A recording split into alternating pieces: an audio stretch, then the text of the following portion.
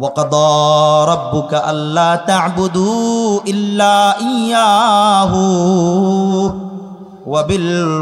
وبالوالدين إحسانا الله أكبر আল্লাহ রাব্বুল আলামিন বলেন আমি আল্লাহর ফয়সালা তোমরা ইবাদত করবা গোলামি করবা তো আমি আল্লাহর করবা আমি আল্লাহ ব্যতীত অন্য কারো সঙ্গে ইবাদতের সম্পর্ক রাখবা না বন্দেগী করবা আমি আল্লাহর বন্দেগী করবা হুকুম মানবা তো আমি আল্লাহর হুকুম মানবা পৃথিবীর কেউ যদি তোমারে হুকুম দেয় আমি আল্লাহর হুকুমের সঙ্গে যদি মিলে যায় করবা যেই হুকুমটা আমি আল্লাহর বিপক্ষে যাইবে ওই হুকুম খবরদার তুমি যদি আমার বান্দা হয়ে থাইকো মানবা না আল্লাহ বলেন ইবাদত করবা হুকুম মানবা আমার আর দ্বিতীয় নাম্বার কাজ হলো মা বাবার সঙ্গে সদ্ব্যবহার করা কয় নাম্বার 2 নাম্বার প্রথম বিধান হলো আমি আল্লাহর ইবাদত করো এরপরে আল্লাহ বলছেন ওয়াবিল ওয়ালিদাইনি ইহসানা দ্বিতীয় নাম্বার হলো তোমার মা বাবার সঙ্গে সদ আচরণ করো সুবহানাল্লাহ বলবেন তার মানে হলো আল্লাহর সন্তুষ্টি যদি আমি আর আপনি চাই আল্লাহ রাব্বুল ইজ্জাত কোরআনে হাকিমের বিভিন্ন জায়গায় বলে দিয়েছেন আমার সন্তুষ্টি যদি চাও বিশ্বনবীর অনুসরণ যেমন জরুরি মা বাবার সঙ্গে সৎ আচরণও তেমনই জরুরি সুবহানাল্লাহ বলবেন না কেননা মা বাবা বড় দামি সম্পদ মা বাবার মাধ্যমে বান্দার জান্নাতের ফয়সালা মালিক করবেন মা বাবার মাধ্যমেই বান্দার জন্য চিরস্থায়ী জাহান্নামের ঘোষণাও মালিক দিয়ে দিবেন মা বাবার মাধ্যমে বান্দা জান্নাত পাইবে মা বাবার মাধ্যমেই বান্দা আবার জাহান্নামের ফয়সালা হয়ে যাইবে কথাটা বুঝলাম না মা বাবার জন্য জান্নাতেও যাইতেছে আবার জাহান্নামেও যাইতেছে এটা কেমনে হইল সহজ সমাধান হলো আল্লাহর কোন বান্দা যদি মা বাবার আনুগত্যশীল হয় মা বাবার সঙ্গে ফরমাবরদারির আচরণ করে তাহলে ওই মা বাবা জান্নাতে যাওয়ার মাধ্যম হয়ে যাইবে আর যদি কোনো বান্দা মা বাবার সঙ্গে অসৎ আচরণ করে তার সঙ্গে ভালো ব্যবহার করে না তার সঙ্গে আনুগত্যশীলতা প্রকাশ না করে আল্লাহর রাসূল বলেন ওই মা বাবার বদদুয়াই তার জাহান্নামে যাওয়ার জন্য ইন্ধন হবে নাউযুবিল্লাহ তাহলে হুমা জান্নাতুকা ওয়া হুমা নারুকা হে বান্দা শোনো এই দুইজন মুরব্বিরে বুইরা বুইরি কইও না এরাই হলো তোমার জান্নাত এরাই হলো তোমার জাহান্নাম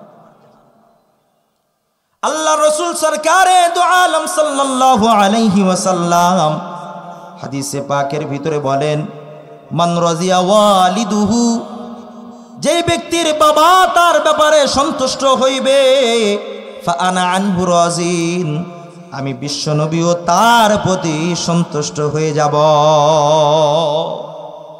রাসূল বলেন যার মা বাবা তার উপরে সন্তুষ্ট আমি বিশ্বনবীও তার উপরে সন্তুষ্ট কথাটা মনে অনেক সামান্য কথা না অনেক বড় কথা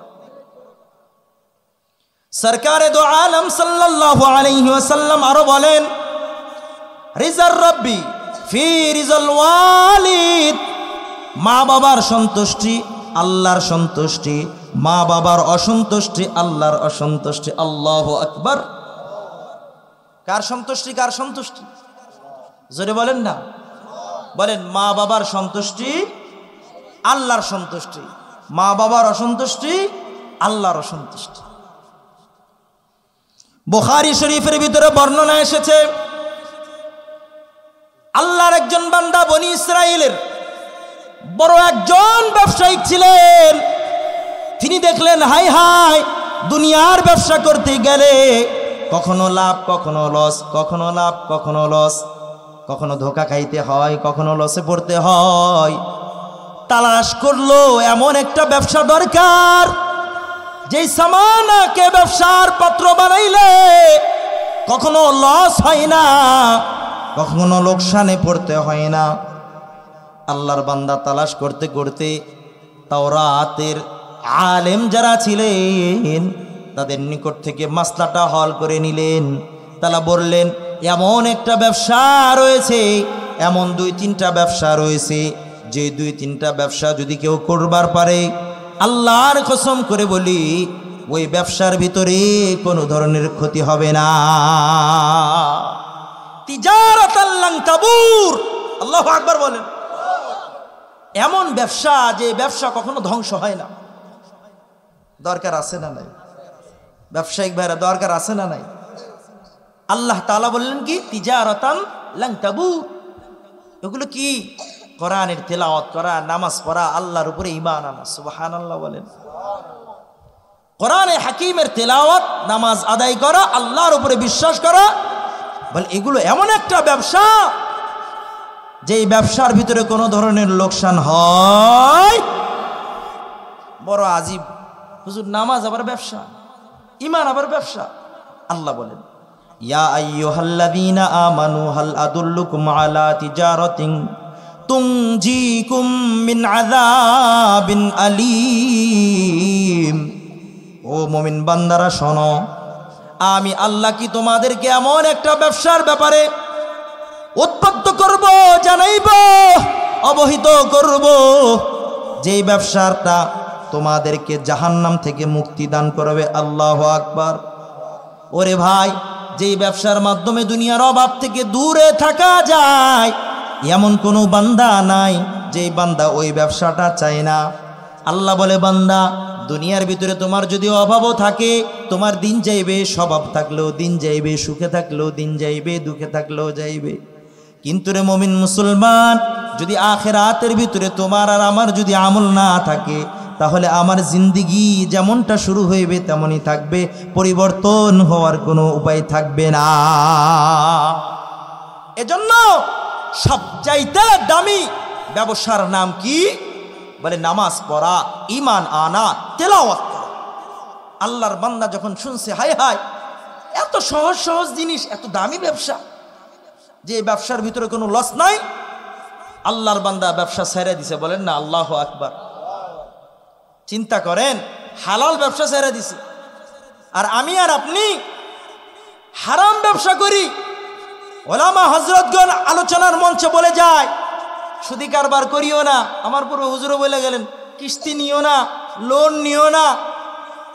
আমি আর আপনি কই লোন ছাড়া চলে? ঠিক না বা ঠিক? হুজুর আপনারা তো মানুষের বাড়িতে খান, কি বুঝবেন? ব্যবসাটা কইরা দেখেন, আছে আল্লাহর বান্দা, আছে আছে। আল্লাহু আকবার বলেন। এই গোসার হাটে আমার এক মুসল্লি আছে, নাম বলবো না, কোটিপতি, বালির ব্যবসা করে, ইটের ব্যবসা করে। গত 2 বছর পূর্বে মার্কেন্টাইল ব্যাংক আছে না, ওইখান থেকে বলছে আপনাকে সিসি লোন দেব, যতটুক লাগে নেন। আল্লাহর বান্দা আমার কাছে পরামর্শ করতে আসছে। আমি বলছি ভাই খবরদার, 1 জাররাও নিবেন না। বলতে দেরি, আল্লাহর বান্দা ওই ম্যানেজারকে ফোন দিয়ে বলতে দেরি করে নাই, আমার এই গান্দা টাকার দরকার নাই। চিৎকার দিয়ে বলো আল্লাহু আকবার। আছে না নাই? হ্যাঁ আছে না নাই? হ্যাঁ। যার ইমানের তেজ আছে, ওই ইমানের আগুনে, ইমানের তেজের বলিয়ানে হারাম কাজ তার থেকে দুর্বৃত হয়ে যাবে। শয়তান তারে দেখলে ওই রাস্তায় চলবে না। এমনও আল্লাহর বান্দা দুনিয়া থেকে অতিবাহিত হয়েছে কি হয়েছে না? হযরত ওমর রাদিয়াল্লাহু তাআলা আনহু যে রাস্তা দিয়ে যাইতেন, শয়তান থাকতো। আল্লাহু আকবার বলবেন না? ওই ব্যবসায়ীকে এবার চিন্তা করলো, না না, দুনিয়ার আর এই সমস্ত ব্যবসা করবো না, কারণ কখনো লাভ কখনো লস, মাথা চান্দি গরম থাকে, বাড়িতে আইলেও গরম, সন্তান আব্বা ডাকলেও মনটা ঠান্ডা হয় না, আজানের আওয়াজ শুনলেও মনটা ঠান্ডা হয় না, ইমামের আলোচনা শুনলেও মনটা ঠান্ডা হয় না। সুতরাং এমন ব্যবসা করমু যে ব্যবসার ভিতরে কোনো টেনশন নাই, টেনশন নাই। আমি খুদের জঙ্গলের মুসলমানের থেকে জানবার চাই, নামাজে দাঁড়াইলে কি কোনো ধরনের টেনশন আছে? কোরআনে হাকিমের তেলাওয়াত করলে কোনো মন খারাপ লাগে? না না। আল্লাহ বলেন, আমার জিকির যদি বান্দা তুমি করো, আমি আল্লাহ তোমার অন্তরের ভিতরে প্রশান্ত প্রদান করে দেব। বান্দা কোরআনটা খুইলে একটু দেখো। বলে হুজুর কোরআন তো পড়া শিখতে পারি নাই, অভাবের সংসার ছিল, বাবা মা পড়াইতে পারে নাই, সকাল হইলে কাজে পাঠাইয়া দিত, কোরআনে হাকিম পড়তে পারি না। তাহলে রে মুসলমান, কোরআন এমন আর তেমন কোনো গ্রন্থ নয়। কোরআন শুধুমাত্র তুমি পড়লেই যে তুমি আরাম পাইবা এমন নয়।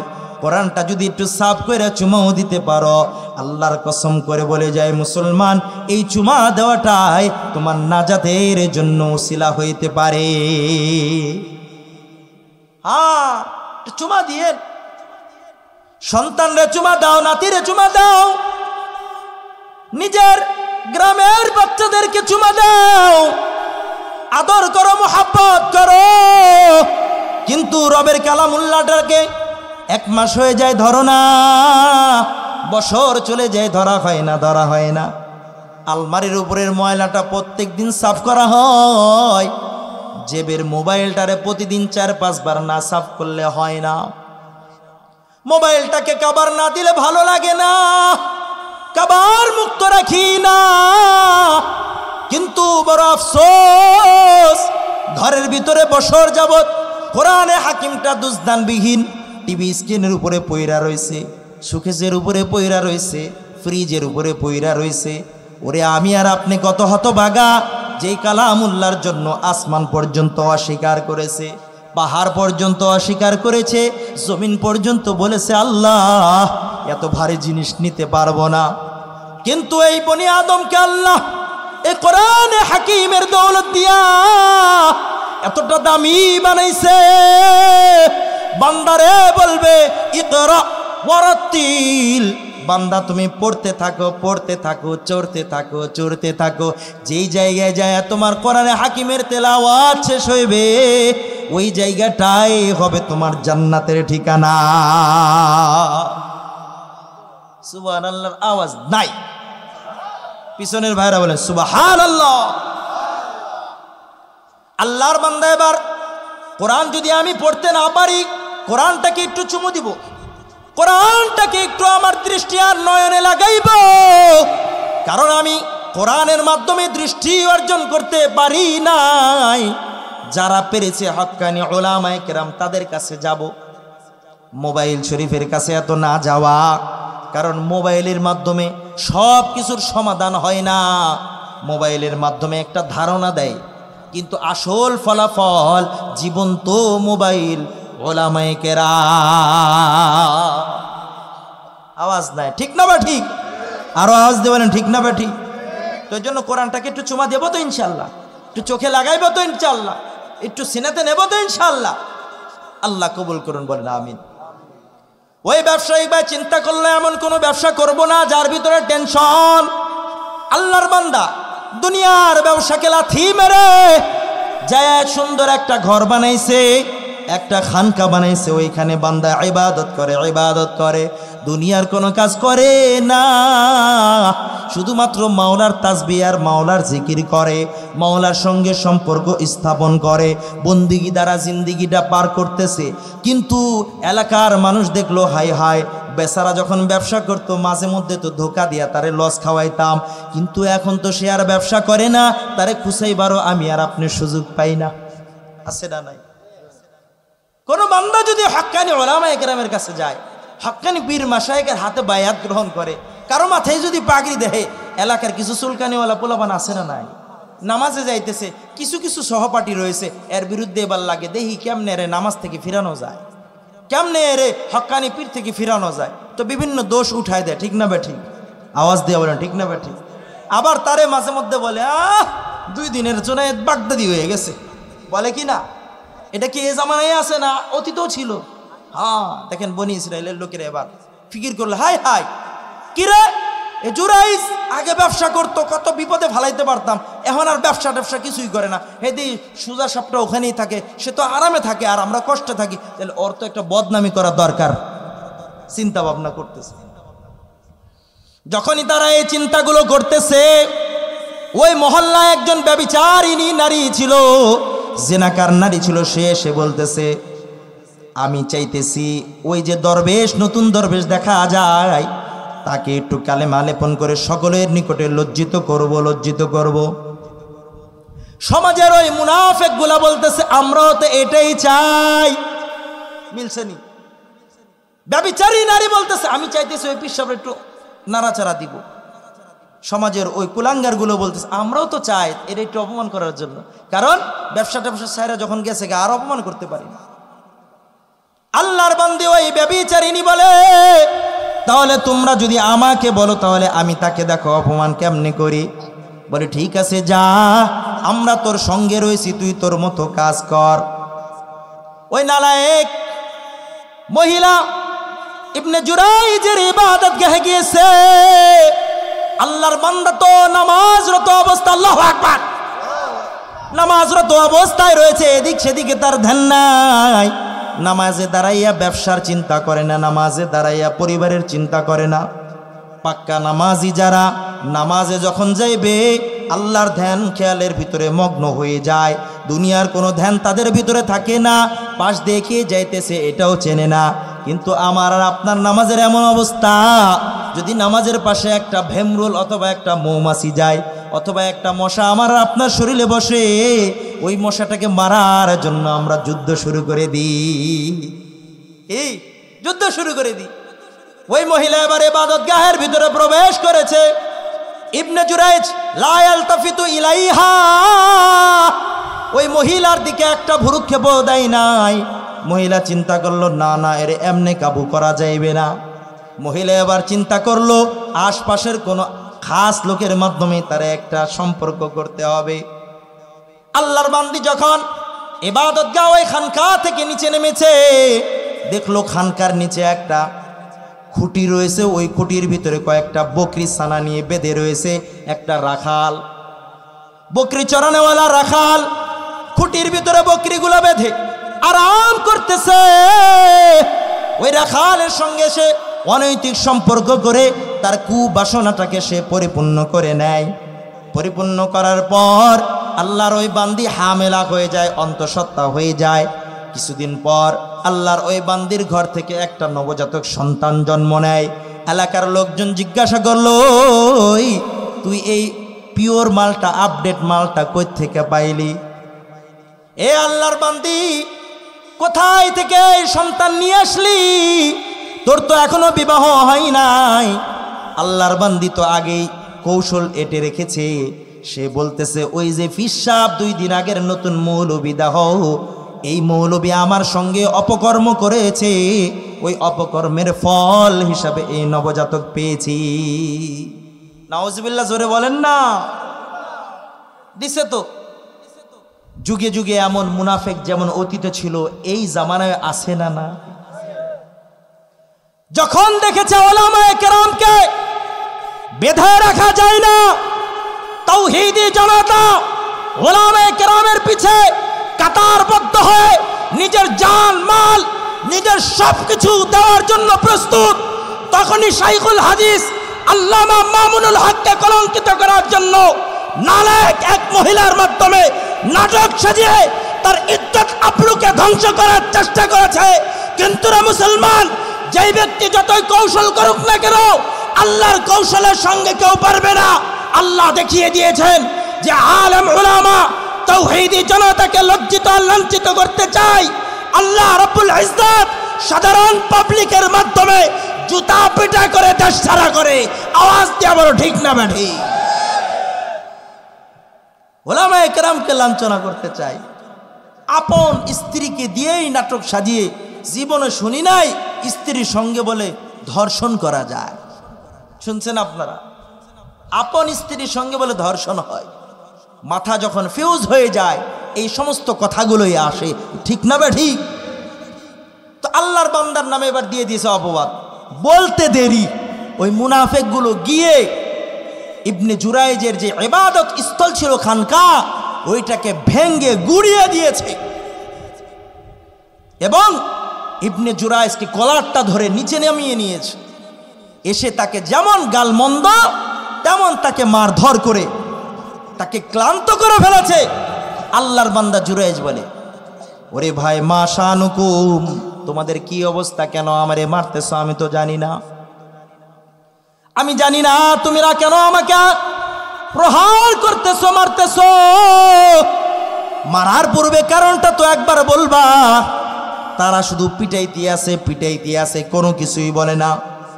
পিটাইতে পিটাইতে যখন ক্লান্ত হয়ে যায়, তারা এবার বলতেছে, এই 2 দিনের মৌলবী, 2 দিনের পীর সাহেব, তুই নাকি এই মহিলার সঙ্গে অপকর্ম করেছিস, আর এর ফলেই নাকি এই নবজাতক সন্তান এসেছে। আল্লাহর বান্দা হতভম্ব হয়ে কিংকর্তব্য বিমূঢ় হয়ে পড়েছে।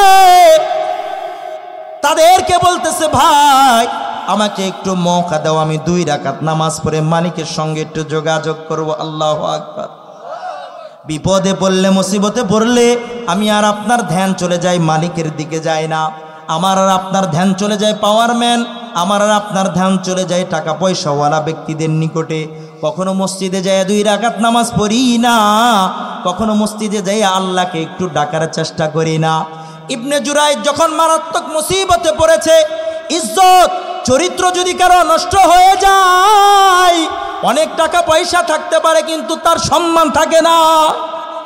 যত ধরনের সুপার পাওয়ার ব্যক্তিগুলো রয়েছে, যত ধরনের নায়িকা গায়িকা, কত কিছুই রয়েছে, টাকা পয়সা থাকতে পারে, সাদা চামড়া থাকতে পারে, কিন্তু আল্লাহ রাব্বুল আলামিনের কসম খেয়ে বলি, তাদের ইজ্জত আর সম্মান কারো অন্তরে না। সাদা চামড়া দেখাইয়া কাজ হবে না, বীজের ব্যাপারী হইয়া কাজ হবে না, সম্মান জাতি তোমাকে গড়বে না। আর তাকে সম্মান করবে তো ওই জাতি, যেই জাতি ওই কোয়ালিটি। আওয়াজ দিয়া বলেন ঠিক না ঠিক? বিবাহের পূর্বেই বলে বাচ্চা হয়ে যায়। ইবনে জুরাইজ বলতেছে, ভাই 2 রাকাত নামাজ পড়ার আমাকে সুযোগ দাও। আল্লাহর বান্দা ইবনে জুরাইজ নামাজ পড়ে আল্লাহর কাছে ফরিয়াদ করছে, আল্লাহ পৃথিবীর কেউ দেখে নাই, পৃথিবীর কেউ জানেও না আমি কি করেছি না করেছি, তুমি জানো মালিক। আমি তোমার গোলাম, তুমি আমার মালিক। তুমি যদি আমারে হেফাজত না করো, আজকে আমাকে সমাজের ভিতরে লাঞ্ছনা আর বঞ্চনা দিয়ে দিবে। ওগো আল্লাহ, তুমি আমার হেফাজত করো আল্লাহ। দোয়া করে আল্লাহর বান্দা ইবনে জুরাইজ ওই সন্তানের পেটের ভিতরে একটা আঙ্গুল দিছে, আঙ্গুল দিয়া খোঁচা দিয়েছে। খোঁচা দিয়ে ইবনে জুরাইজ বলে, বিল্লাহি ইয়া গোলাম মান আবুকা, রবের কসম খেয়ে বলতেছি রে গোলাম, তোমার বাবাকে আল্লাহর হস্তে তুমি বলে দাও। দল্লার শিশু, আল্লাহ কথা বলাইতে পারেন কি পারেন না? আল্লাহ রসুল বলেন 3 জন শিশু মায়ের কোলে থেকেই কথা বলেছেন, চিৎকার দিয়ে বলেন আল্লাহু আকবার। একজন হলেন ঈসা ইবনে মারইয়াম, হযরত ঈসা আলাইহিস সালাতু ওয়াস সালাম কথা বলেছেন।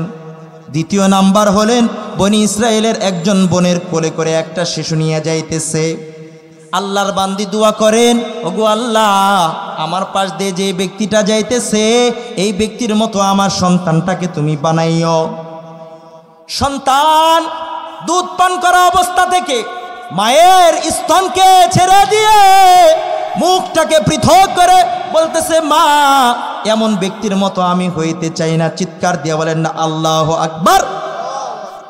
অন্য রেওয়ায়েতে রয়েছে হযরতে ইউসুফ আলাইহিস সালাতু ওয়াস সালামের সতীত্বকে হেফাজত করার জন্য আল্লাহ রব্বুল ইজ্জাতের কুদরতে কোলের শিশু আল্লাহ রসুল হযরতে ইউসুফের সতীত্ব হেফাজত করার জন্য বলেছেন, ইন কুদ্দা মিন দুবুরিন, ও জুলাইখা, ও বিচারক, যদি জুলাইখা ইউসুফ আলাইহিস সালামকে যে ধরেছেন, ইউসুফের কাপড় যদি পিছন থেকে হয় তাহলে জুলাইখা অপরাধী, আর ইউসুফের কাপড় যদি সামনে সিনার দিক দিয়ে ছিঁড়ে তাহলে ইউসুফ হলো অপরাধী। আল্লাহু আকবার বলবেন না? শিশু বাচ্চার ফয়সালাটা হাকিমের নিকটে বড় পছন্দ হয়ে যায়। হযরত ইউসুফকে বলে, ওই সময়কার পোশাকটা দেখাও। আল্লাহর ফয়সালা, আল্লাহ পয়গম্বরদেরকে হেফাজত করবেন, আল্লাহ তাআলা নেককার বান্দাদেরকে হেফাজত করবেন। এটা কার ভাষ্য? আল্লাহর ভাষ্য। আল্লাহ তাআলা কাফিল হয়ে যাবে, কাফা বিল্লাহি ওয়াকিলা, ওয়াকিল হিসাবে আল্লাহ যথেষ্ট হয়ে যাবে।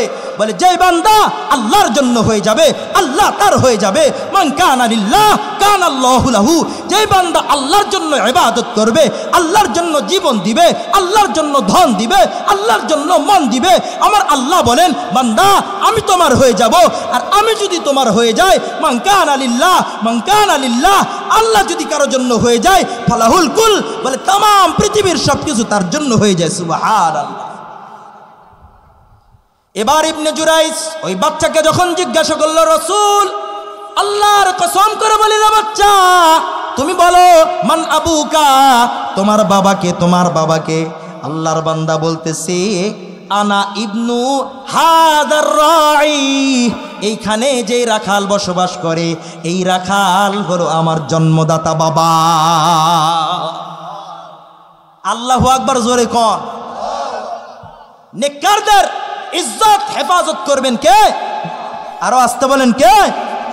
ওলামায়ে কেরামের বিরুদ্ধে লিখছিল না 2020টা দুর্নীতির শিখরে দিয়েছিল আল্লামা নুরুল ইসলাম অলিপুরি দামাত বরকাতুহুমকে। আল্লাহ রাব্বুল আলামিন বলে দাঁড়া একটু সময়, একটু ছাড় দিয়েছি। আল্লাহ রাব্বুল আলামিন ছাড় দেন কিন্তু কি দেয় না, ছেড়ে দেয় না। ওই কালামানিককারে কলা পাতায় শুয়াইছে কে? আরো জোরে বলেন কে? আল্লাহ। তো ইবনে জুরাইজ যখন এই বাচ্চার এই উত্তরটা শুনেছে, ওই মুনাফিকগুলো তারা সঙ্গে সঙ্গে ইবনে জুরাইজের কদমে পড়ে গিয়েছে। আল্লাহু আকবার, জোরে কর।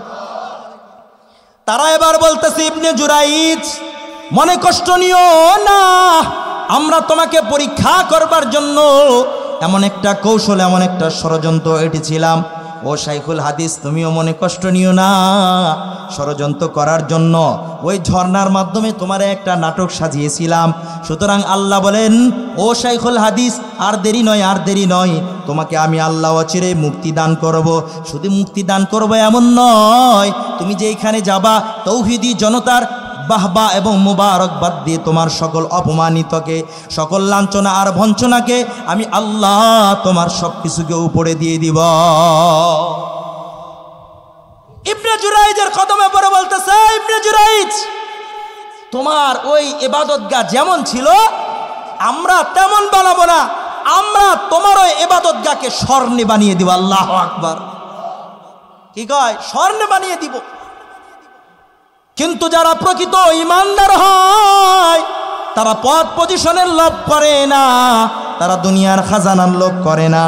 আল্লাহর বান্দা ইবনে জুরাইজ বলে লা বাল, যেমন ছিল তেমনটাই বানাইয়া দাও, স্বর্ণের বালাখানা, স্বর্ণের ইবাদতগাহ আমি চাই না, স্বর্ণের ইবাদতগাহ চাই না। আর আমাকে আর আপনাকে যদি বলা হয় তুমি শুধুমাত্র মুসলমানদের বিরুদ্ধে একটু স্লোগান দাও, তোমাকে আমরা গরু দিমু, তোমাকে আমরা টিউবওয়েল দিমু, তোমার মেয়ের বিবাহ দিয়ে দিমু, আমি আর আপনি ওই সামান্য নগণ্য জঘন্য ওই অপবিত্র টাকার জন্য ইমান বিক্রি দিই, ইমান বিক্রি করে দিই। আছে না নাই? ইমানের দাম বুঝলা না মুসলমান? সামান্য ইমান নিয়েও যদি যাওয়া যায়, কতটুকু? এই জাররা বরাবর ইমান নিয়েও যদি যাওয়া যায়, আল্লাহর রসুল বলেছেন হে উম্মতেরা শোনো, এই যে দুনিয়া দেখতেছো, এই দুনিয়ার তো তুমি ঢাকা শহরেই তুমি বছরে 1-2 বার যাও, এর চেয়ে বেশি যাইতে পারো না। শোনো শোনো, এই দুনিয়ার মতো 10 দুনিয়ার মতো জান্নাত তৈরি করে আল্লাহ রাব্বুল ইজ্জাত ওই বান্দাদেরকে দিবেন যারা ন্যূনতম ঈমান নিয়ে কবরে যাইতে পারবে। সুবহানাল্লাহ। ইবনে জুরাইজ বলতেছে আমার যেমন ইবাদতগাহ ছিল তেমনটাই বানিয়ে দাও। সঙ্গে সঙ্গে একটা কথা শোনো, যে কাজের কারণে আমি আজকে এই লাঞ্ছনা আর ভৎসনার শিকার হইলাম, তোমরা কোনো অপরাধী নও, আমি নিজেই হলো নিজের উপরে জুলুম করেছিলাম। বলে সেটা আবার কি? বুখারী শরীফের 2য় জুজ, সেই জুজের ভিতরে আল্লাহর রাসূল সরকারে দো আলম এই হাদিসটা বর্ণনা করে বলেন, আল্লাহর এই বান্দা ব্যবসা বাণিজ্য ছেড়ে সেই বান্দা শুধুমাত্র ইবাদত করত, ইবাদত। আল্লাহর বান্দার মা এসে জুরাইজকে ডাকতেছে, জুরাইজ আসো বাবা, তোমার কাছে একটু কথা বলতে চাই, তোমার সঙ্গে একটু আলোচনা করতে চাই, আসো আসো। আল্লাহর বান্দা আল্লাহু আকবার বলে নামাজে দাঁড়ায় গেছে। নামাজে দাঁড়ায় এবার চিন্তা করতেছে, আতাকাল্লামু মা আল্লাহ আও মা উম্মি, আমি কি আল্লাহর সঙ্গে কথা বলবো না মায়ের সঙ্গে কথা বলবো? দৌড় টানায় পড়ে গেছে, সর্বশেষ ফায়সালা করেছে আনা আতাকাল্লামু মা আল্লাহ, আমি আল্লাহর সঙ্গেই কথা বলবো, মায়ের সঙ্গে এখন না। কারণ যখন আমি আল্লাহর গোলামিতে আসছি দুনিয়ার কোনো আমার পরোয়া থাকবে না, দুনিয়া কোথায় যাইবে যাক, আমার রবের সম্পর্কের ভিতরে দুনিয়ার কাউকে ঢোকাতে পারবো না। ইবনে জুরাইজের মা চলে গেছে। দ্বিতীয় দিন ইবনে জুরাইজের মা আবার এসে বলতেছে, ইয়া ইবনে জুরাইজ, ও আমার সন্তান জুরাইজ, উখরুজ, বের হয়ে আয়, ইন্নী আতাকাল্লামু মাআকা, আমি তোমার সঙ্গে কথা বলতে চাই, কথা বলতে চাই, কিছু কথা আছে বাবা, একটু আয়।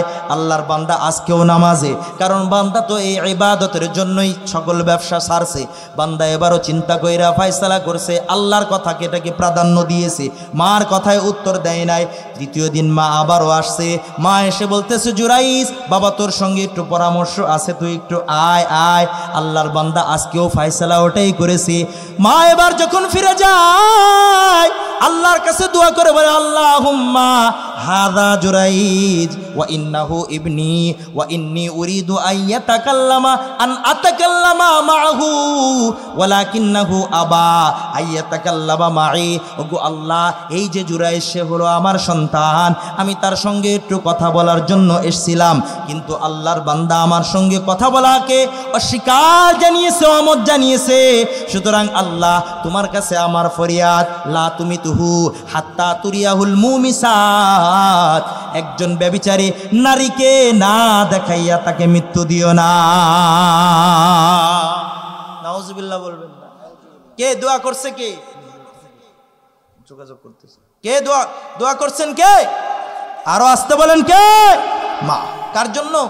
সন্তানের জন্য। সন্তানের জন্য দোয়া করেছেন মা। মা বাবার হাত যদি রবের দিকে উঠে, ওই হাত আল্লাহ ফিরাইয়া দেন না, মাজলুমের দোয়া ফিরাইয়া দেন না। আল্লাহ রাব্বুল আলামিন বলেন, মা বাবার দোয়াও আল্লাহ ফিরাইয়া দেন না। বান্দার ব্যাপারে দোয়া করছিল, আমার মা যেহেতু আমার ব্যাপারে দোয়া করছে, ওইটাই আমার রব আজকে আমারে দেখাইয়া দিয়েছে। এই জন্য তোমাদের কোনো দোষ নাই, দোষ নাই।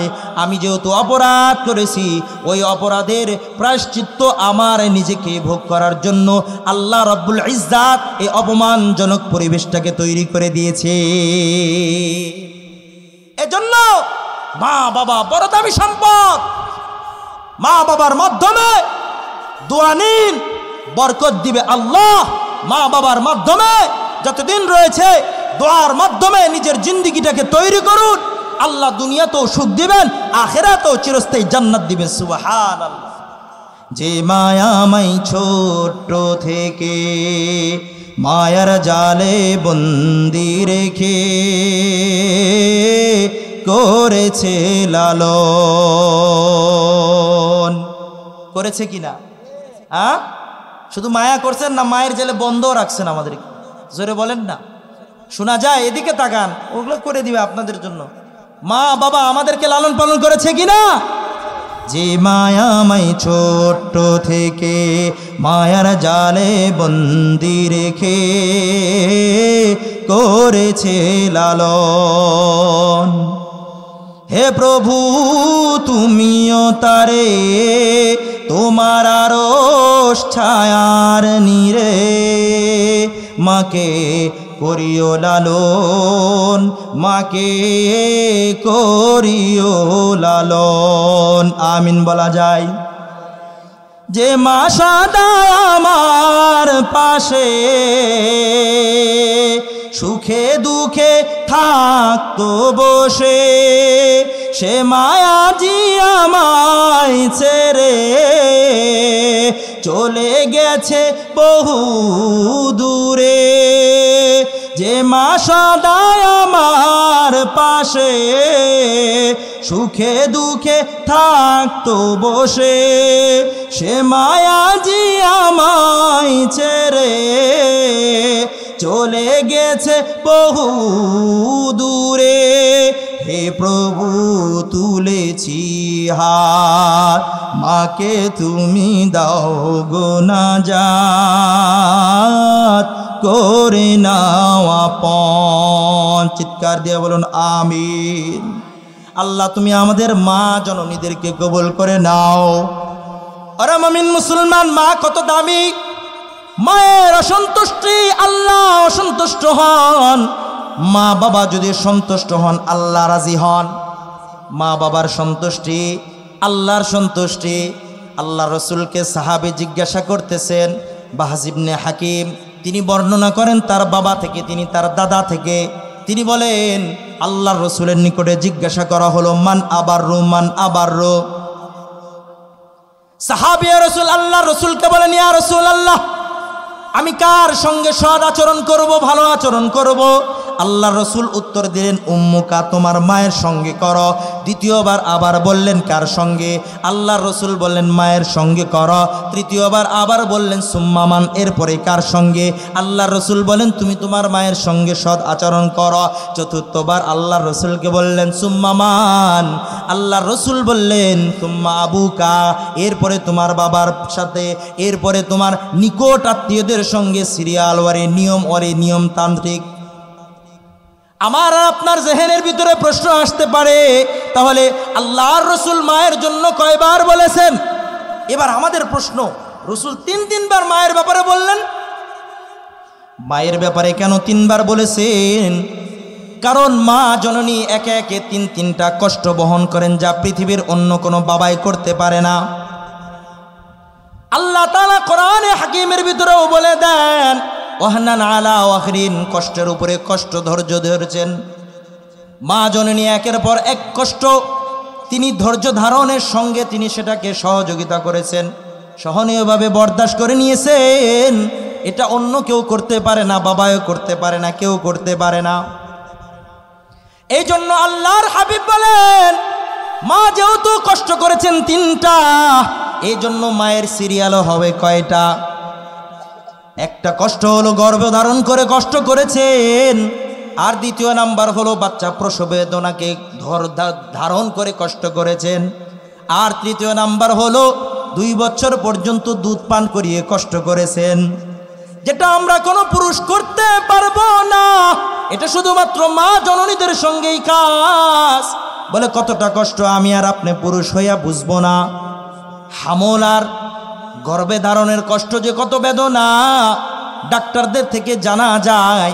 রংপুর মেডিকেল হসপিটালের একজন ডাক্তার ভাই, তিনি তার একটা বিবরণের ভিতরে বলতেছে, মা জননীরা কত কষ্ট করে গর্ভধারণ করেন। এটা যদি পুরুষ বুঝতো তাহলে পুরুষ অনেকটা মূল্যায়ন করত।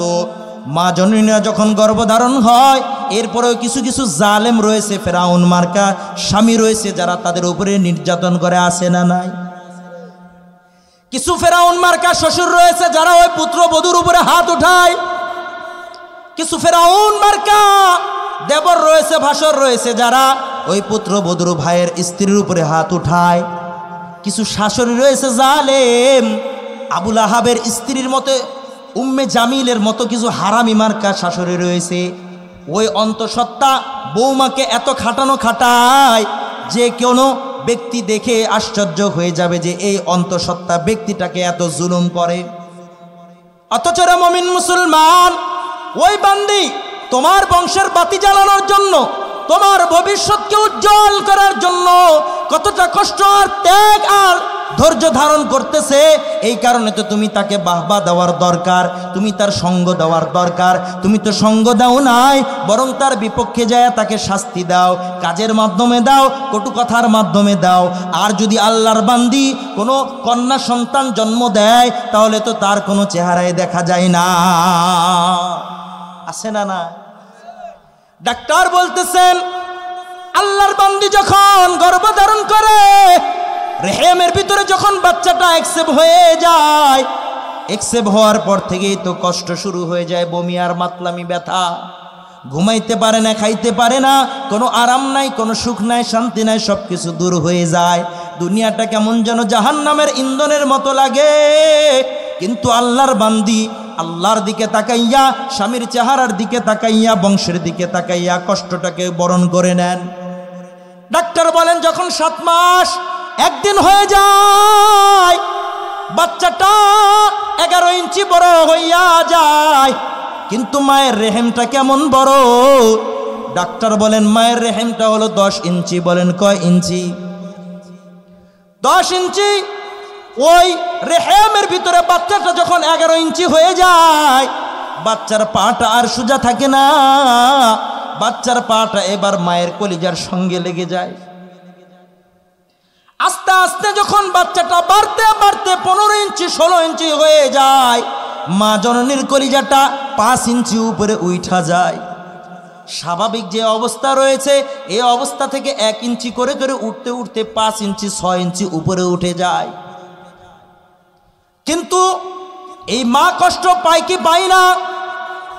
এই মা কতটা কষ্ট পায় ডাক্তার তিনি বলেন, আমাদের গবেষণা মোতাবেক আল্লাহর যে নবজাতক শিশুটা, যে বান্দা বান্দিটা মায়ের পেটের ভিতরে থাকা অবস্থায় নড়াচড়া করার সময় মায়ের কলিজায় লাথি লেগেছে, সর্বনিম্ন যেই বাচ্চাটা নড়াচড়া করে ওই বাচ্চাটাও প্রত্যেক মায়ের কলিজায় কমাস কম 4500 বার লাথি দিয়ে আসে। আমিও দিয়েছি, আপনিও দিয়েছেন, হাজিও দিয়েছে, গাজীও দিয়েছে, আলেমও দিয়েছে, ব্যবসায়িকও দিয়েছে, দাড়ি পাকারাও দিয়েছে, দাড়ি কালাওয়ালারাও আমরাও দিয়েছি। কয়টা? 4500 বার।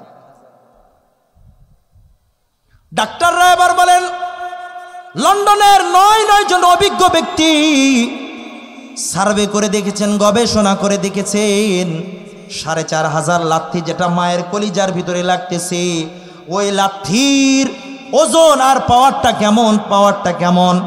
বলে আল্লাহর বান্দা, ওই নবজাতক সন্তান যখন মায়ের কলিজায় লাথি দেয়, ওই একটা লাথি যদি কোনো বাবার কলিজায় দেওয়া হইতো, ডাক্তাররা বলেন ওই বাবারে দুনিয়ায় আর খুঁজে পাওয়া যাইতো না। আল্লাহু আকবার। কলিজা ফাইটা বাবা মারা যাইতো, কিন্তু আল্লাহর বান্দিরা একটা আর দুইটা নয়, 4500 লাথিকে সাদরে গ্রহণ করে ওই মা আমাকে আর আপনাকে বহন করেছেন, আমাকে আর আপনাকে ধারণ করেছেন। ডাক্তারকে জিজ্ঞাসা করা হলো, ডাক্তার বাহাদুর আরো কোনো তথ্য আছে কিনা?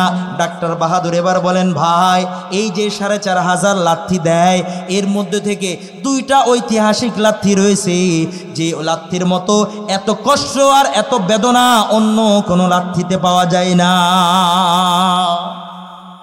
কয়টা? ঐতিহাসিক লাথি। এক লাথি দিয়ে একদম ভারপোষ পার করে দেয়। 4500 লাথির মধ্যে থেকে 2টা লাথি হলো সবচাইতে কষ্টদায়ক। এর মধ্যে থেকে একটা লাথি হলো আল্লাহর বান্দি যখন গর্ভে সন্তান নিয়েছে, সন্তান নেওয়ার পরে যতটা কষ্টই হোক বা না হোক, সন্তান যখন প্রসব বেদনার একদম দ্বার প্রান্তে চলে আসে, 10-15 দিন হয়ে যায়, আল্লাহর বান্দি এবার নিকট আত্মীয়দের থেকে মাপ চায়, মাপ চায়, বান্ধবীর নিকটে মাপ চায়, ননদের নিকটে মাপ চায়, নিজের স্বামীর মাথা রেখে তার সিনার ভিতরে মাথাটা রেখে স্বামীরে বলে, স্বামী আমি আমার চোখে শুধুমাত্র মরণ দেখতেছি, মরণ। সুতরাং স্বামী আমার, জীবনে চলার পথে তোমার সাথে কথা আচরণে তোমার যদি আমি কষ্ট দিয়ে থাকি, তুমি দয়া করে আমারে মাফ করিয়া দিও, কারণ জানি না আমি এই বাচ্চা প্রসবের বেদনায় আমি বাঁচবো কি মরবো আমি জানি না। ডাক্তাররা বলেন একজন মা তার প্রসব বেদনা কতটা নির্মম, বলে মা তার প্রসব বেদনা এতটা হয় কেমন যেন সে 80% মৃত্যুর দ্বার প্রান্তে পৌঁছে যায়। আল্লাহর ওই বান্দি সকলের কাছে মাপ চায়, বান্ধবীর কাছে মাপ চায়, স্বামীর কাছে মাপ চায়, শ্বশুরের কাছেও দোয়া চায়, মাপ চায়, কিন্তু 2 জন ব্যক্তির কাছে মাপ চায় না, 2 জন ব্যক্তিকে জানায় না। একজন হলেন তার মা, একজন হলেন তার বাবা। সবাইরে জানাইয়া দোয়া চায়, ক্ষমা চায়, ক্ষমা চায়, কিন্তু মা আর বাবারে জানাই না। মহিলাদেরকে জিজ্ঞাসা করলে কেন তোমরা জানাও না? মা বোনরা এবার বিবরণ দিয়ে বলে, আমার বিবাহ যেই দিন হয়েছে এলাকার সবাই খুশি ছিল, এলাকার সবাই আনন্দ করেছে, এলাকার সবাই ফুর্তিতে আমেজে মজেছে, কিন্তু 2 জন দুঃখিনী, একজন হলেন মা আর একজন হলেন বাবা, তারা আমার জন্য খুশি হয় নাই, খুশি হয় নাই, বরং তাদের চোখে মনে হয় বঙ্গোপসাগরের ঢেউ শুরু হয়ে যায়। কন্যার বিবাহের যখন ডেটটা ফিক্সড হয়ে যায়, স্বামী আর স্ত্রী রাত্রিবেলা কান্না করে আর কান্না করে। কখনো মেয়ের ঘরে যায় দরজাটা খুলে একটু দেখে, যেই মেয়েটাকে আদর আর স্নেহ আর মায়া মমতা দিয়া মা ছাড়া ডাকি নাই, আর কিছুদিন পরে তো মেয়েটারে আমরা আর পাবো না। যেই মেয়েটাকে 2 দিনের জন্য কোথাও আমি থাকতে দিই নাই, এই মেয়েটাকে আজকে কিছুদিন পরে বিদায় দিতে হবে। মা আর বাবা, স্বামী আর স্ত্রী মিলা মেয়েটাকে বারবার দেখে, বারবার দেখে। যখন বিবাহের একদম দিন ঘনিয়ে চলে আসে, রাত্রিবেলায় মায়ের ঘুম নাই, বাবারও ঘুম নাই। বিবাহের দিন অনুষ্ঠান শুরু হয়ে যায়। মা শুধুমাত্র আঁচলটা মুখে লইয়া কান্দে আর কান্দে, বাবা শুধু বেওকুফের মতো ঘুরে, কি যেন হারায়া যাইতেছে। এতদিন বুঝে নাই ফাতেমার অবর্তমান কতটা কষ্ট, বিলকিসের অবর্তমান কতটা কষ্ট, আয়েশার চলে যাওয়াটা কতটা কষ্ট। মাও কান্দে, বাবাও কান্দে, স্বামী স্ত্রীর চোখে তাকায় না, স্ত্রী স্বামীর চোখে তাকায় না। আয়োজন শেষের দিকে মেয়েটাকে বিদায় দিবে, চাচি আর খালা সবাই মিলে তাকে সাজুগুজু করিয়ে ফেলছে। মারে খুঁজে আর তালাশ করে মারে পায় না, খুঁজতে খুঁজতে যায় দেখে কোনায় বৈশা বৈশা আঁচলটা মুখের ভিতরে আটকে আটকে ফুফরি মেরে কাঁদতেছে কাঁদতেছে। চোখের পানিতে আঁচলটা ভিজে গিয়েছে। খালারা ধরে বোনটাকে মাটাকে এবার মেয়ের নিকটে নিয়ে যায়। মেয়েটাকে এবার স্বামীর প্রাইভেটে উঠায় দেওয়ার জন্য নিয়ে যেয়ে বিদায় নিতে আসে। মারে ধৈরা ধৈরা যখন লয়ে যায়, মা এক কদম আগায় তো আর এক কদম পিছায়। কি ফয়সালা করতে যাইতেছি আমি জানি না, সামনে আমার কি হবে, আমার কন্যা কবে আর আমি পাইব, আমার এই যত্নের কন্যাটা, আমার এই যত্নের সম্পদটা পরের হাতে আমি দিতেছি, জানি না এটাকে কতটা সম্মান দিয়ে চলবে। মা চল দিয়ে খালি কান্দে আর কান্দে, মেয়েকে বিদায়ও দিতে পারে না। কিছুক্ষণ পর আবার চাচারা বাবারে তালাশ করে। বাবা তো সারাদিন ব্যস্ত, কাজকর্মে ব্যস্ত হইয়া বাবারে তালাশ করতে করতে দেখলো বাবা এক জায়গায় বৈশা কান্দে। পুরুষ মানুষের অন্তরটা এতটাই ধৈর্য ধরতে পারে, তাদের চোখে পানি সর্বদাই আসে না। অনেক কষ্ট পাওয়ার পরে পুরুষের চোখে পানি আসে। আজকে ওই বাবা কতটা কষ্ট পাইলে মেয়ের জন্যে একটা ছোট বাচ্চার মতো কান্না করা শুরু করে দেয়, কান্না করা শুরু করে দেয়। চাচা আর মামারা মিলা বাবারে এবার যখন মেয়েরে লইয়া প্রাইভেটের নিকটে যায়, গাড়িতে উঠায় দিবে স্বামীর হাতে। মেয়েটা যখন জনম দুঃখী বাবারে দেখছে, যেই বাবা তার মা ছাড়া ডাকে নাই, তার সকল স্বপ্ন পূরণ করার জন্য নিজেকে বিসর্জন দিয়েছে। বাবা বেওকুফের মতো শুধুমাত্র কখনো ডানে তাকায়, কখনো বামে তাকায়, মেয়ের চোখে চোখ রাখতে পারে না। 12 বছর 16 বছর পর্যন্ত মেয়ে বাবার চোখে চোখ রেখে কথা বলে নাই, বাবার সামনে আসে নাই, বাবার দেহে মাথা দেয় নাই। আজকে ওই মেয়েটা 6 বছরের মেয়ের মতো বাবার সিনার উপরে মাথাটা দিয়া আব্বা আব্বা আব্বা ডাকে আর বলে, আব্বা আমার বিদায় দাও, আমার বিদায় দাও। বাবা এমন হয় বাসা খুঁজা পায় না, মেয়েটারে কেমনে বিদায় দিবে, কিন্তু বিদায় তো দিতেই হবে। মেয়েটাকে যখন স্বামীর ঘরে উঠায়া দেয়, স্বামীর গাড়িতে উঠিয়ে দিয়ে বাবা এমন অবস্থা হয়ে যায়, বাবা হার্ট ফিল হয়ে যায়, বাবা আপসেট হয়ে যায়। মাও ওদিকে হার্ট ফিল, বাবা ওইদিকে হার্ট ফিল। মেয়েটা কাছের ভিতর থেকে দেখে হাই কত আনন্দ আমার লয়ে করতো। আজকে ওই জনম দুঃখিনী মা, জনম দুঃখিনী বাবা আমার জন্য কতটা কান্না করে। আমি বান্দে যদি নালায়েক না হই, নাফরমান না হই, আমার ওই বাবারে আমি আর কষ্ট দেব না, মারে আমি আর কষ্ট দেব না। সংসারের কোনো আযাবের কথা আমি বলবো না, সংসারে কোনো অশান্তির কথা বলবো না। ঠিক তেমনি ভাবে মেয়ে যখন কন্যা সন্তান হয়, মেয়ের যখন সন্তান হবে হবে সময় ঘনিয়ে আসে, ওই কষ্টের কথা ওই কারণে ওই মা বাবারে আর বলে না। ওই জন্য আর মা বাবারে বলে না, কারণ ওয়াদা করেছে আমার কোনো কষ্টের কথা আর মা বাবারে বলবো না, কারণ সারাটা জিন্দগি কষ্ট করেছে আমার জন্য। আবার যদি আমার কষ্টের কথা মা বাবারে বলি আরো কষ্ট পাবে, এই কারণে সবার কাছে দোয়া নেয় কিন্তু মা বাবার কাছে বলে না, মাফও চায় না, কারণ তারা থাকতে পারবে না। ডাক্তার বলতেছে প্রথম লাথি যেটা রয়েছে এই লাত্তিটা যখন সন্তান মায়ের গর্ভে থেকে দেয়, মা জননীর যে ডিম্বাণুটা রয়েছে ওই ডিম্বাণুর ভিতরে আঘাত হয়ে যায়। আঘাত হওয়ার সঙ্গে সঙ্গে 7-7টা পর্দা ফেটে যায়। আল্লাহু আকবার। পর্দা ফাটার সঙ্গে সঙ্গে মা জননী চিৎকার করে বলে, পানি পানি পানি, পানি দাও পানি দাও। ডাক্তাররা বলেন পৃথিবীর সকল পানিকে যদি একত্র করিয়া ওই আল্লাহর বান্দিকে যদি পান করাইয়া দেওয়া হয়, এরপরেও তার তৃষ্ণা নিবারণ হইবে না। বলে আল্লাহর ওই বান্দি একদিক দিয়া পানি চাইতেছে, আর একদিক দিয়া রক্ত প্রবাহিত হইতেছে। 1.5 মিনিট পর্যন্ত ওই বান্দির রক্ত প্রবাহিত হয়। আল্লাহর বান্দা ডাক্তাররা বলেন ওই বান্দির ওই 1.5 মিনিটের ভিতরে 2 কেজি রক্ত প্রবাহিত হয়।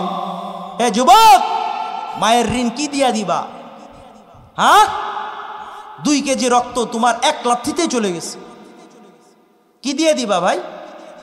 এজন্য মাকে মায়ের স্থানে রাখবা, স্ত্রীকে স্ত্রীর স্থানে রাখবা, কারো স্থান ক্ষুণ্ণ করবা না। মাকে দেখতে গিয়ে স্ত্রীকেও বাদ দেওয়া যাবে না, স্ত্রীকে দেখতে গিয়ে মাকেও বাদ দেওয়া যাবে না। ঠিক না বে ঠিক? ঠিক না বে ঠিক? 2 কেজি রক্ত গিয়েছে, ঋণ দিতে পারবো আমরা? মায়ের দুধের ঋণও দেওয়া যাবে না, মায়ের কষ্টের ঋণও দেওয়া যাবে না। একটাই করা যাবে, মাকে মানতে হবে, মা বাবার সম্মান করতে হবে, মা বাবার আনুগত্য করতে হবে, মা বাবাকে উফ শব্দ করার সুযোগ দেওয়া যাবে না।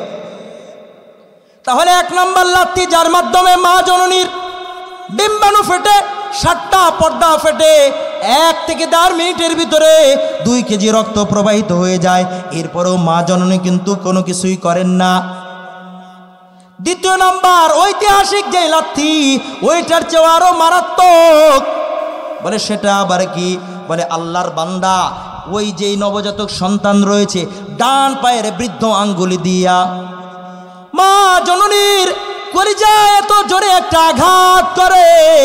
ডাক্তার বলেন ওই আঘাত এতটা জোরে লাগে যে আঘাতের কারণে মা জননীর কলিজার যে উপরের নরম এবং সুন্দর একটা আবরণ রয়েছে, আবরণটা ফেটে চৌচার হয়ে যায়। লাথির আঘাত লাগতে দেরি, মা জননী অজ্ঞান হতে দেরি হয় না। এই দিক দিয়ে মা জননী অজ্ঞান হয়ে গিয়েছে, ওই দিক দিয়ে আল্লাহ রব্বুল ইজ্জাত কুদরতিভাবে মা জননীর সংকীর্ণ ওই রাস্তা দিয়া নবজাতক সন্তানটাকে ভূমিষ্ঠ করে জমিনে এনে দেন।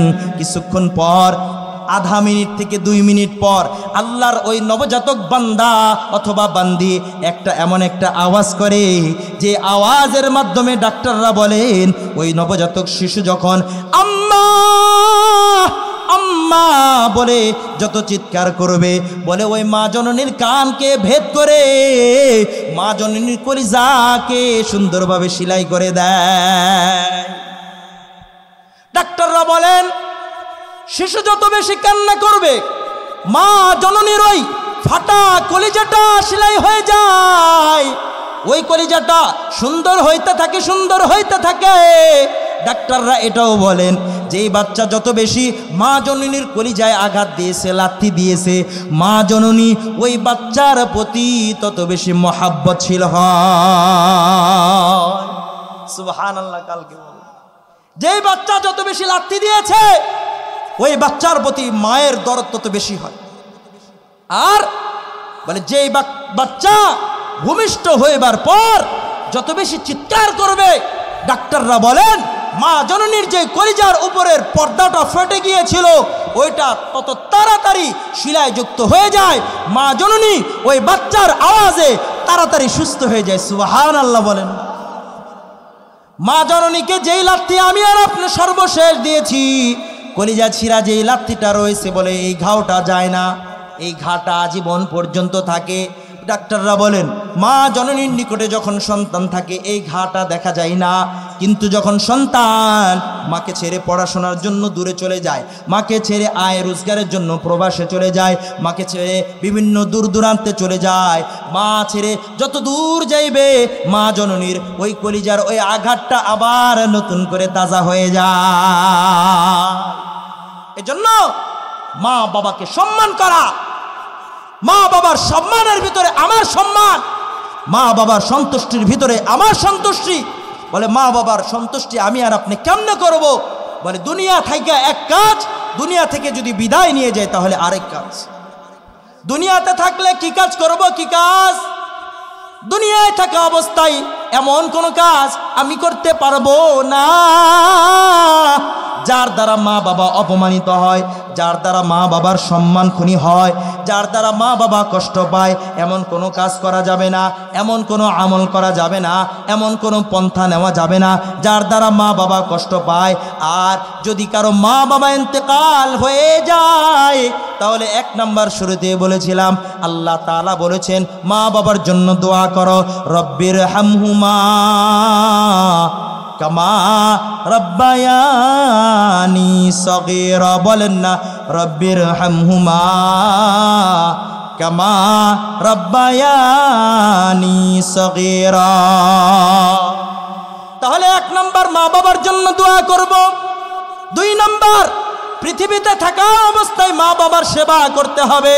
বুখারী শরীফের ভিতরে হাদিস বর্ণিত হয়েছে, আল্লাহর রাসূল বলেন বনি ইসরায়েলের 3 জন যুবক রওনা হয়ে যায়। রাস্তায় যাইতে যাইতে বড় একটা মুসিবতের সম্মুখীন হয়ে যায়। বৃষ্টি পড়ে, অনেক বৃষ্টি, অনেক তুফান। একটা গুহায় গিয়ে তারা আশ্রয় গ্রহণ করে। আশ্রয় গ্রহণ করতে দেরি আল্লাহর কুদরতিভাবে একটা গজবের পাথর এসে ওই গুহাকে আটকাইতে দেরি করে নাই। গুহায় গিয়ে আশ্রয় নিয়েছে। কোথায়? একটা গুহাতে, পাহাড়ের একটা গুহায়। সেখানে আশ্রয় নেওয়ার পর কিছুক্ষণ পর একটা বড় একটা পাথর চাপা এসছে। পাথরটা এসছে তো তারা দেখলো যে অনেক ভারী, এটা সরানোর কোনো পদ্ধতি নাই। 3 জন মিলে এবার পরামর্শ করতেছে, ভাই কি করা যায়, শক্তি তো নাই, কি করবো, ঠেলা হতে দেওয়া যাবে না। আল্লাহর বান্দাদের অন্তরে যেহেতু আল্লাহর মহব্বত ছিল, সকলে এক কথা বলল। আল্লাহ তাআলা বলেছেন আল্লাহর কোনো বান্দা যদি রবরে ভয় করে, বলেন কারে? জোরে বলেন। আল্লাহর কোনো বান্দা যদি আল্লাহকে ভয় করে, আল্লাহ বলেন ইয়াজআল্লাহু মাখরাজা, আমি আল্লাহ তার বিপদ উদ্ধার করব। আল্লাহু আকবার। তারা আবার বললেন কোরআনে কারিমে তো আল্লাহ বলেই দিয়েছেন বিপদে পড়লে মুসিবত থেকে, বিপদ থেকে উদ্ধার করবেন আল্লাহ। সুতরাং আসো আমরা আর দেরি নাই, আল্লাহর কাছে হাত উঠায় ফরিয়াদ করতেছে, মালিক। একজন বলতেছে আল্লাহ আমার জীবনে আমি একটা আমল করেছিলাম, ওই আমলটা যদি তোমার কবুল হয়, সে আমলটা হলো, আল্লাহর রাসূল বলেন আল্লাহর ওই বান্দা ছিল মালিক, মহাজন ছিল। বলেন কি ছিল? মহাজন ছিল, তার শ্রমিক ছিল অনেক। ওই শ্রমিকের মধ্যে থেকে একজন শ্রমিক বেতন ভাতা না লইয়া বাড়িতে চইলা যায়, কিন্তু মালিক তার যে বেতন রয়েছে ওই বেতনের মাধ্যমে কিছু পশু ক্রয় করেন। ওই পশুকে আস্তে আস্তে বাড়াইতে থাকেন। শ্রমিক আসে নাই। ওগো আল্লাহ, আমি ওই মালিক, আমার শ্রমিক যখন চলে গিয়েছে তার যে উজরত রয়েছে, পারিশ্রমিক রয়েছে, এটা আমি ধ্বংস করি নাই, বরং এটাকে আমি বাড়াইছি। কিছুদিন পর, কিছু সময় পর, কয়েক বছর পর আল্লাহর ওই বান্দা এসে বলতেছে, আমি আপনার ওই শ্রমিক বেতন না লইয়া, ভাতা না লইয়া চলে গেছিলাম, সুতরাং আমার বেতন আমারে দেন, আমার বেতন আমারে দেন। আল্লাহর বান্দা বলতেছে, এই আমার শ্রমিক, সামনে যতগুলি ছাগলের পাল দেখতেছো, যতগুলি পশুর পাল দেখতেছো, এগুলোই হলো তোমার সম্পদ। আল্লাহু আকবার। আল্লাহর বান্দা শ্রমিক এবার দেখতেছে, দেখা বলে, না না, আমি তো এত কিছু দিয়া যাই নাই, আমি তো মাত্র 1500 টাকার বেতনের চাকরি করতাম, এখানে তো দেখি 15 লক্ষ টাকার জিনিস, এটা আমার হইতে পারে না।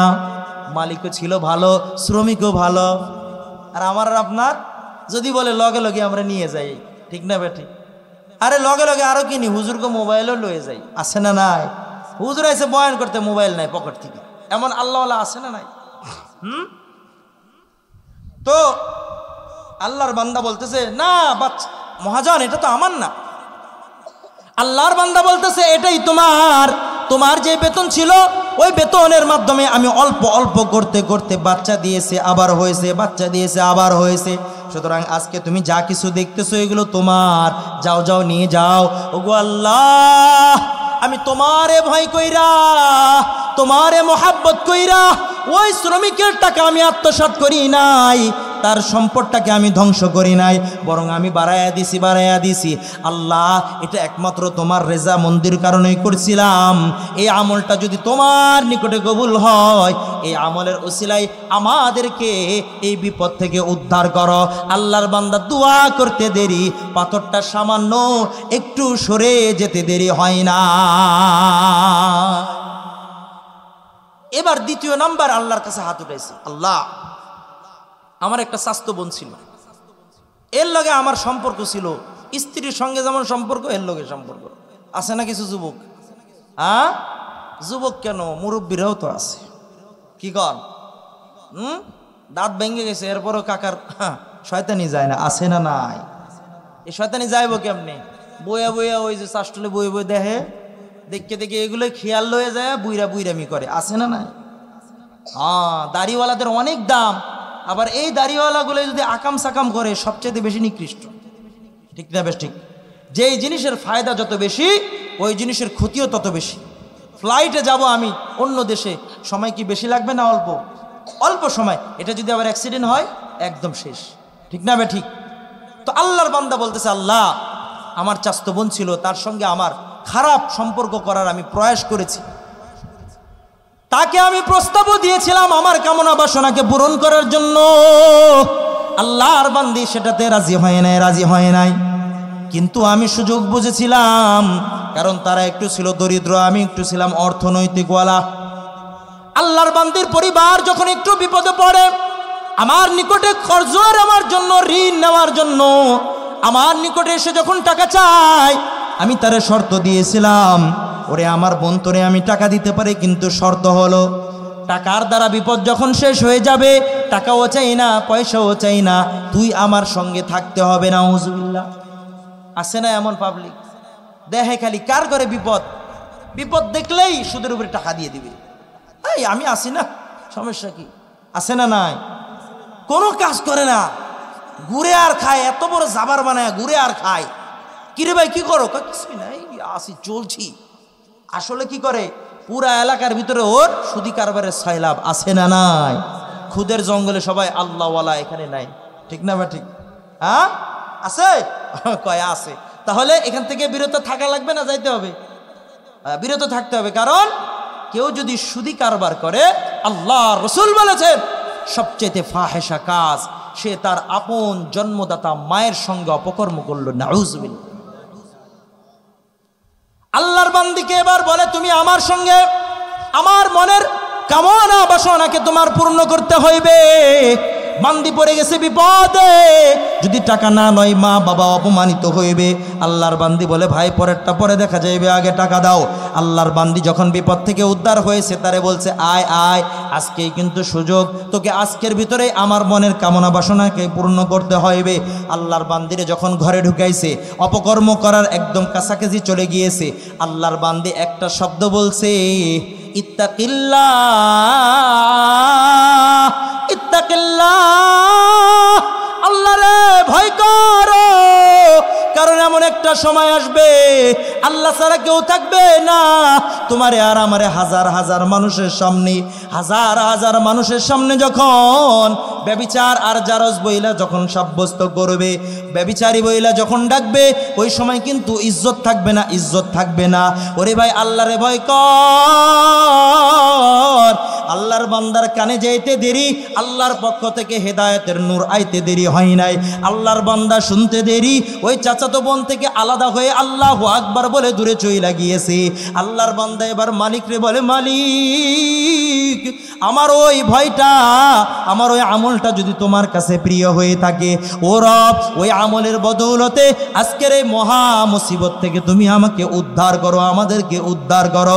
আল্লাহর বান্দা দোয়া করতে দেরি, পাথরটা কুদরতি ভাবে আল্লাহর ক্ষমতায় আর একটু ফাঁক হইতে দেরি হয় না। আল্লাহু আকবার। আই বেরাদার, আই বেরাদার, गर तू हंसती हक तलब, जुई अंता तकवा वा परहेजगारी। আল্লাহর ভয়, আল্লাহর ভালোবাসা, এটা যদি আমার অন্তরে থাকে, আল্লাহ তাআলা বলেন মুসিবত থেকে উদ্ধার করব, বিপদ থেকে পরিত্রাণ দান করব। এর জ্বলন্ত প্রমাণ বুখারীর এই হাদিস। আওয়াজ দিয়ে বলেন ঠিক না বেঠিক?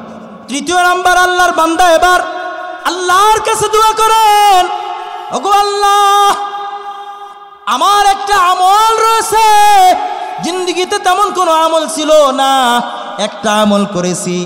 আমি কাজ করতাম, বাহিরে কাজ করতাম, মজদুরি করতাম। আমার ঘরে একটা গাভী ছিল, দুধের গাভী। আমি সারাদিন মজদুরি কইরা আয়সা সন্ধ্যাবেলা ওই গাভীটার দুধ উলাইতাম, দুধ দহন করতাম। দুধ দহন করিয়া সর্বপ্রথম আমি আমার মারে খাওয়াইতাম, আমি আমার বাবারে খাওয়াইতাম।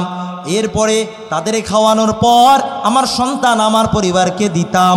ওগো আল্লাহ, এইভাবে আমার কাজ চলতেছিল। কিন্তু একটা দিন আমার আসতে দেরি হয়ে যায়। দুধ দহন করার পর, গরম করার পর, রান্না চুলা করার পর আমি যাইয়া দেখি মাও ঘুমায় গেছে, বাবাও ঘুমায় গেছে। ওই দিক দিয়ে আমার সন্তান দুধ দুধ বলে কান্না করতেছিল। পরিবারের লোকজন দুধ পান করার জন্য অধীর আগ্রহে বসেছিল, কিন্তু আমি তো দাঁড়িয়ে রয়েছি। আমার মায়ের চোখও খুলে না, আমার বাবার চোখও খুলে না। ওগো আল্লাহ, ওই দুধের পাত্র লয়ে আমি তেমনি দাঁড়াইছিলাম। দেখতে দেখতে রাতের শেষ অংশ চলে আসে। হঠাৎ মা জননীর চোখটা যখন খুলে আসলো, মা জননী দেখলো আমি দাঁড়ায় রয়েছি। আমার ডাইকে বলে, ও কলিজার ধন, তুমি এখনো দাঁড়ায় রয়েছো কেন? বলে, মা, আপনারে না খাওয়াইয়া আমি খাইবো না, আমার সন্তানরেও খাওয়াইবো না। আমি এসে দেখি আপনি ঘুমায় গেছেন, এই কারণে রয়েছি। কখন আপনি জাগ্রত হন, আপনি জাগ্রত হইলেই আমি আপনাকে দুধটা পান করাইয়া তারপরে আমার সন্তানদেরকে পান করাইব। আল্লাহর বান্দি মা সন্তানের জন্য দোয়া করছেন, ও মালিক, আমি আমার সন্তানের উপরে সন্তুষ্ট, তুমিও তার উপরে সন্তুষ্ট হয়ে যাও। আল্লাহর বান্দা এবার হাত উঠে বলে, মালিক, যদি আমার ওই মা জননীর দোয়া আর আমার ওই আমলটা তুমি রবের কাছে পছন্দ হয়, তাহলে আল্লাহ তোমার কাছে ফরিয়াদ, আমাদের তিনজনকে এই মুসিবত থেকে উদ্ধার করে নাও। আল্লাহর বান্দা দোয়া করতে দেরি, 7 আসমান ভেদ করে আরশে মুআল্লায় যাইতে দেরি হয় নাই। সঙ্গে সঙ্গে পাথরটা কুদরতি ফায়সালার মাধ্যমে আরো সরিয়া যায়। তিনজন ওই মুসিবত থেকে বের হয়ে যায়। সুতরাং বিপদ থেকে যদি বাঁচতে চাই, 1 নাম্বার, যে ব্যক্তি আমানত ঠিক রাখছে, শ্রমিকের মজদুরের মজদুরি দিয়েছে, শ্রমিকের উজরত আর পারিশ্রমিক দিয়েছে, এটা নিয়ে তালবাহানা করে নাই।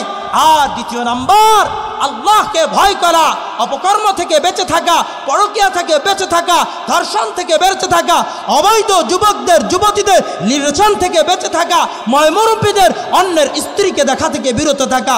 যদি এটা থাকতে পারে, আমার রব মুসিবত থেকে দূর করবেন। আর 3 নাম্বার, মা বাবা যদি সন্তুষ্ট হয়, মা বাবার যদি খেদমত করে রবের সন্তুষ্টি পাওয়া যায়, আল্লাহ রব্বুল ইজ্জাত ওই মা বাবার খেদমতের বদৌলতে ওই সন্তানকে বিপদ থেকে মুসিবত থেকে দূর করবে। সুবহানাল্লাহ।